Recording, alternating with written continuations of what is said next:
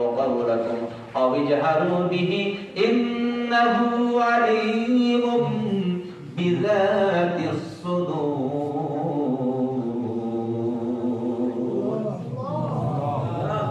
তোমরা কথা আস্তে বলো জোরে বলো ওটা তো জানেন এবং তোমার হৃদয় কি চিন্তা করো সেটা আল্লাহ জানেন মা ইয়ালফিযু মিন কাওলিন ইল্লা লাদাইহি রাকীবুন আতীদ।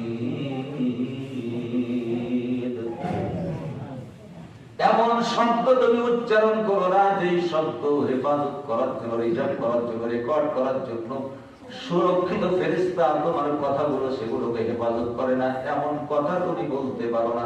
অর্থাৎ ছোট বড় কথা, মিনিংফুল আর মিনিংলেস, অর্থ হোক আর অর্থ না হোক, যা বলেন সবগুলোকে বলা হয় লফজ, আর যেগুলোর অর্থ আছে সেগুলোকে বলা হয় কালাম বা কালিমা। আল্লাহ বলেন